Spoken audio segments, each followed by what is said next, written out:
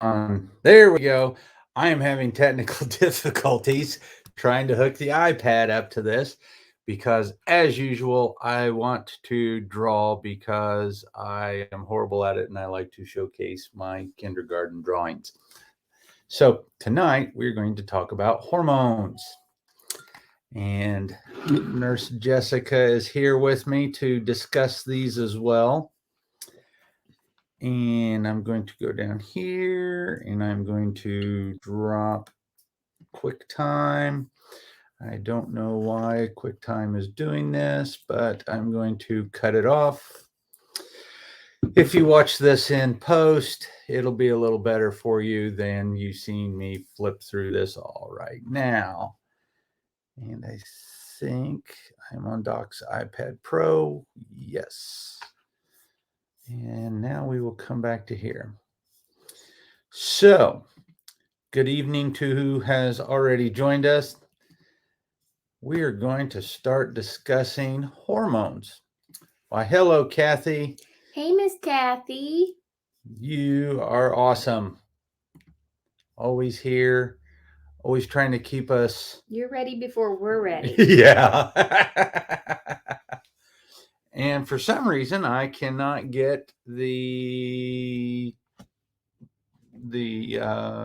iPad to link up to the computer. So let's get to it. So since I can't draw like I like to, we're going to discuss how functional medicine looks at the how it looks at hormones. And so one of the things to look at hormones with is what their mnemonic is. And their mnemonic is known as, oh, it teased me. It was there for a split second and then it went away.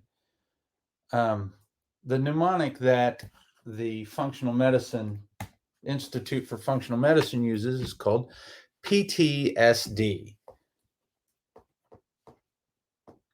And it's still not wanting to work with me. I just love it when things don't do as they're supposed to. So the P, I guess I will just put it in the side window. P stands for production.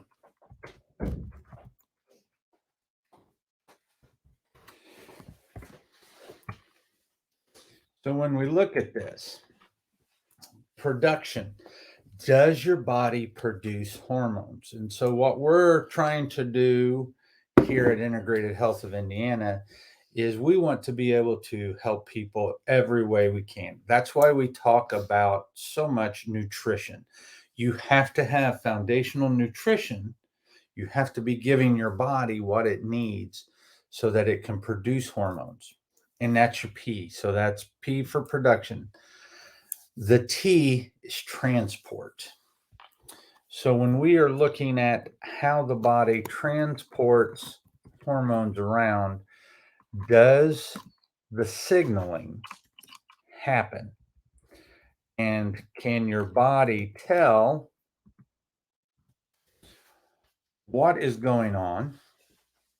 And do they get to their target tissues? So does the TSH go from the hypothalamus to from the pituitary down to where it needs to go to tell it, hey, we need more T4, and then the T4 needs to be converted into T3, which is the active form. And T3, you have to remember, T3 lasts but a millisecond. So something to think about, a hormone that lasts a little longer is estrogen. So estrogen gets everywhere and it lasts quite a while. So if it's getting transported, once it gets transported, the cells that it's hitting, are they receptive? Are they open? So like for insulin, is your insulin getting to the cell? Is the GLUT transporter going to the surface of the cell? Is it grabbing onto the glucose and is it bringing it into the cell? So that is the cell hearing it? Or do we have so much insulin all the time that we no longer have sensitivity to insulin, so the GLUT transporter doesn't go to the cell and the sugar stays in the bloodstream, so we start to see the rise in blood sugar. The other thing about that, and that's that sensitivity.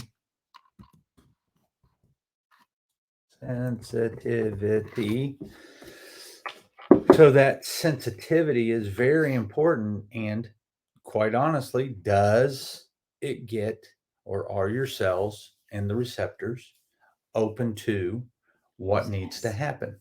Yeah, so's mine.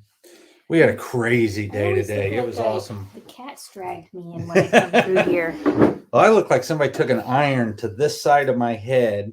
We've had lots of fun today. Yeah, it's been a crazy day. So the adrenaline, the testosterone, all of the excitement, that has been happening. The IVs are doing quite well. Yeah, we went from one room to two rooms, Kathy. I had to make an experience, and I had to just throw myself together and throw me another room together. She took another room. She's taken over the whole clinic. I'm taking over. And that's okay, because it's helping patients. And honestly, that's what we're here for. We don't care if it's the chiropractic that's doing it, if it's the functional medicine that's doing it, if it's the IVs that are doing it. And we're going to continue. We'll probably touch upon a self-experiment that's getting ready to happen. We'll do a little teaser.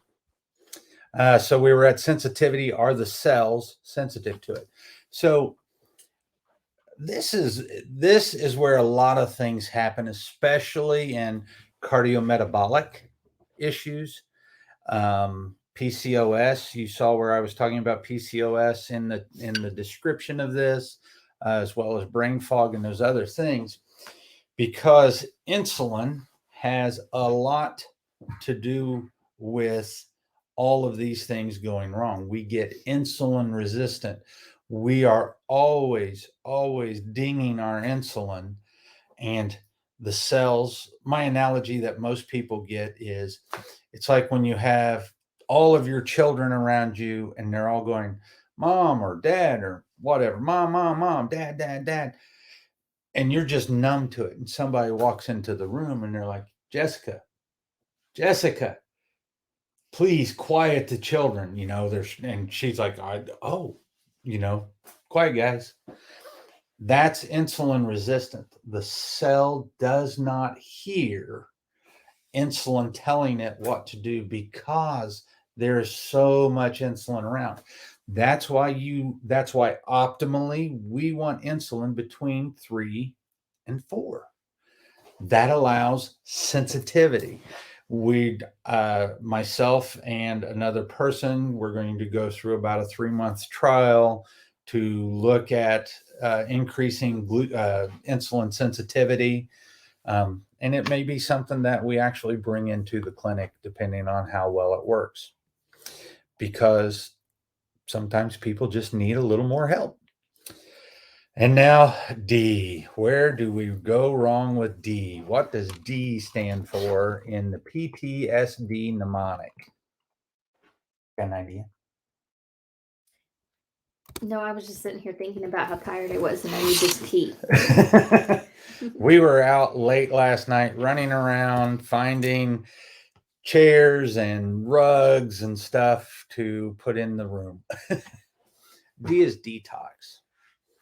So if you're not eliminating things out, and if you're not having two bowel movement, at least one good bowel movement to 2 bowel movements a day, then things are getting backed up in the system. We actually heard the most ridiculous thing last night while we were driving home on the podcast. We were listening to a podcast. That was an actual doctor, wasn't it? An actual doctor was talking. I was researching the Joe Rogan issue, and the doctor stated that I don't want to. If you're peeing and eliminating your bowels, that's because you're eating and drinking too much. Literally, that's not to the T what he said, but Only slightly paraphrased. basically, if you are urinating and defecating, it's because you're eating too much. Yeah. You shouldn't do that. And so, And we both about choked. yeah, elimination, just because of the environment that we live in. I forget how many, and it's thousands of new pollutants get introduced each day. We agree. Well, just to say how stupid that is, I'm just going to put my nursey hat on.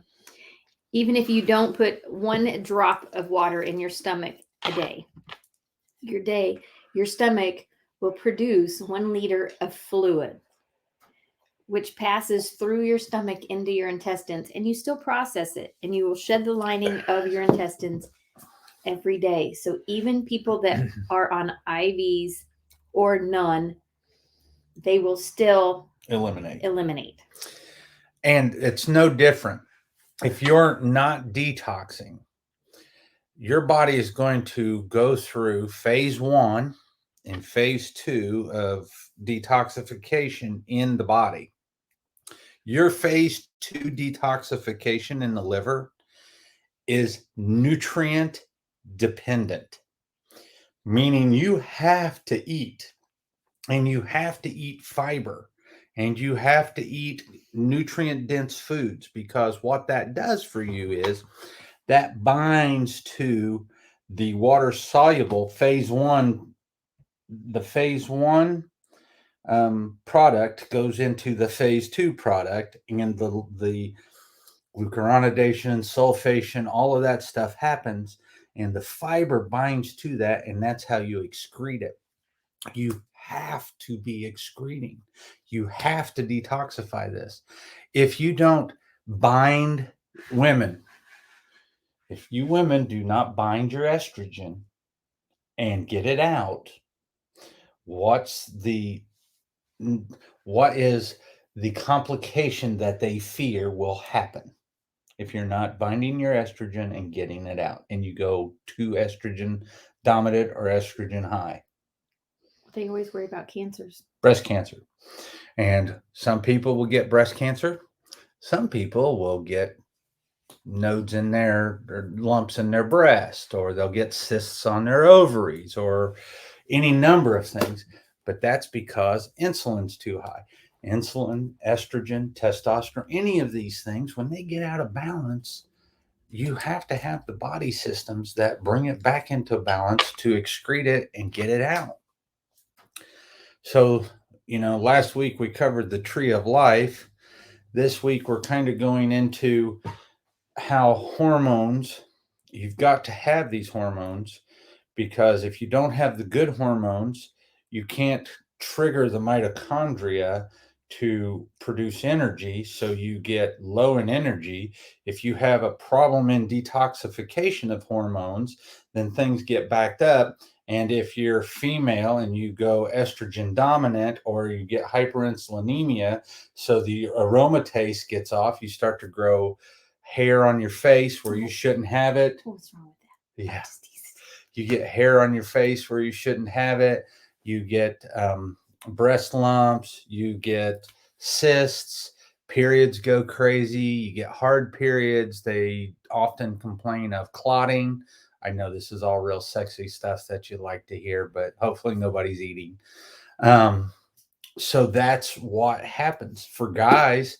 Aromatase will go crazy in us when we get hyperinsulinemic, and that's where we get man boobs, and we don't typically get headaches, but low T will start to happen. Insulin will absolutely hammer your testosterone. And we were in class the other night, and we were discussing statins.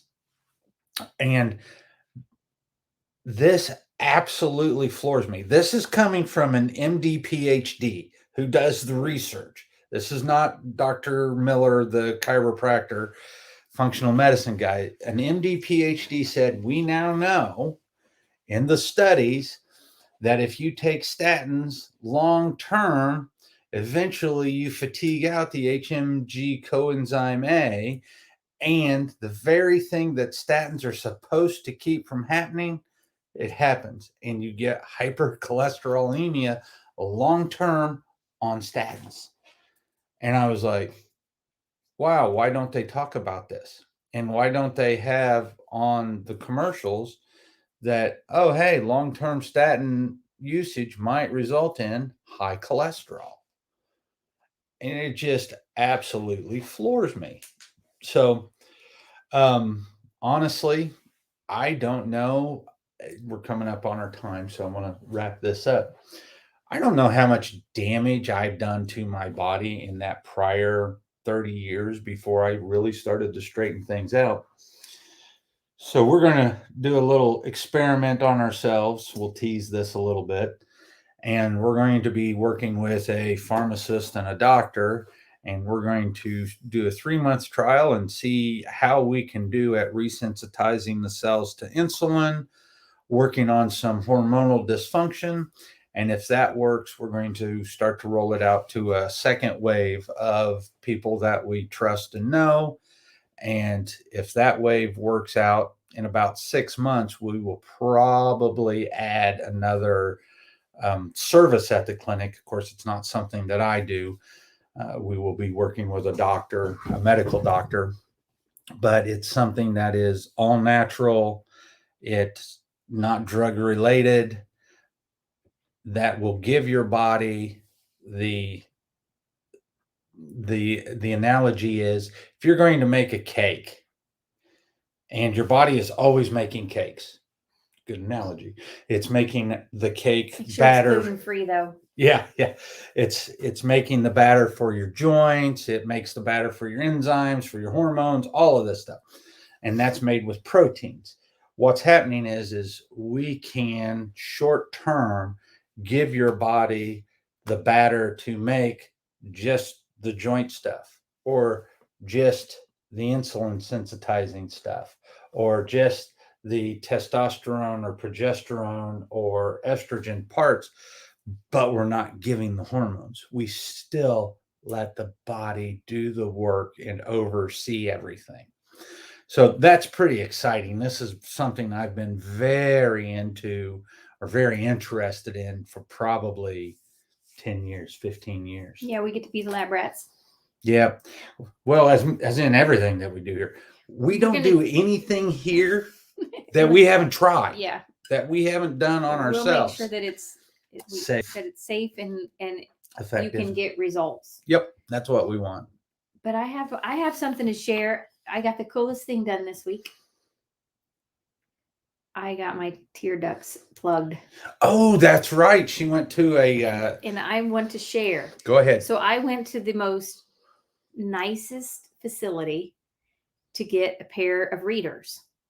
And they noticed my eyes were red. And I have scratched and rubbed my eyes off for 2 years at least, maybe 3. I always told her she was looking like she was doing something she ought not be. Yeah. And I thought, well, it's probably we thought maybe it was because I didn't sleep at night and I just rolled on all hours of the day.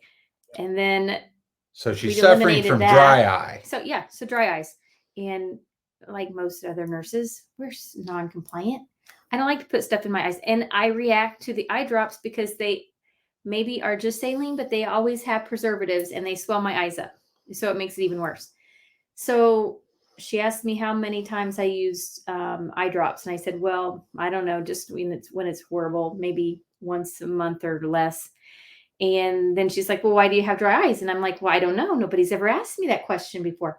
They actually said, well, why don't we bring you in and get to the root of the problem? And I thought, who are you and where am I? So she actually did discuss my diet, my activities, and environment. Went in, did these cool little things. It was like testing your glucose, but they touched your eyes and sucked up your tears, basically. So they checked the salinity, which is the salt content in your eyes. And they check for inflammation, believe it or not, which I thought was fascinating, by wicking the fluid off of your eyeball. and then they tested. They took more tears, and then they wicked those up, and then they checked to see if there was debris in the tears. And then they also checked your oil glands in your eyes. So 4 different things. So I was perfectly normal in all of those things, or within normal limits. And then I'm like, well, that's great. So why is my eyes dry? And she's like, oh, it's easy. Well, it's because you make the tears, but you drain them quicker, so they're not staying on your eyes. I said, oh, okay, well, how do we fix that? And so, of course, they can go to medical management, which we already knew we weren't going to do that. And she's like, well, I got an easy fix. And I've never heard of it, but they put collagen plugs, and they can plug your eyes up temporarily. They will dissolve in 5 days. Or they can go to the middle ground, which they're still collagen, different types. And they're called punctal plugs, and they plug up your tear ducts, which you have 4, 2 top, 2 bottom.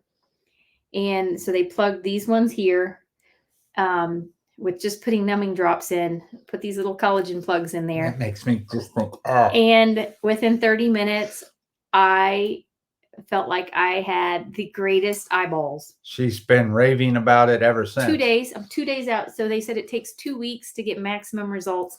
In 6 months, they will dissolve, and they will just fall down into your nasal cavity. You'll swallow them or whatever.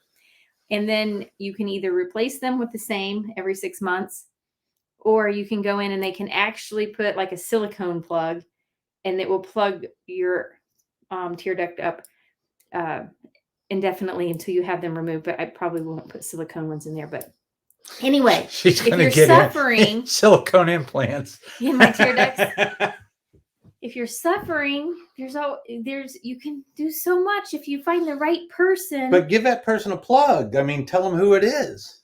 So we're in Indiana, and this was Dr. Lane. Who I put her on the spot. I'll look it up. Midwest Eye Institute.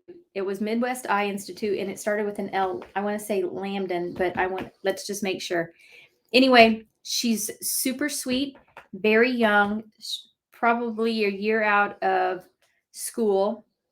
Their Midwest staff Eye was Consultants. amazing. That's Noblesville? No, it's Institute. No. They were located on Central Street in Columbus. Their staff was amazing. The tech was amazing. Anyway, I was like, oh, how come that my doctors, they've only just thrown eye drops at me, and I didn't have to use drops, and my eyes feel amazing. So they made sure there was no problems with the eye itself.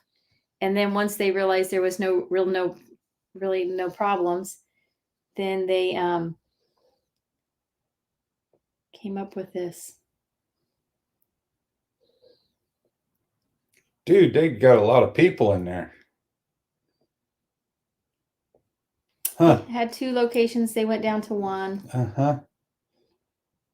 Good Lord. I remember her, so we're on the right track. Anyway, I've never heard of this.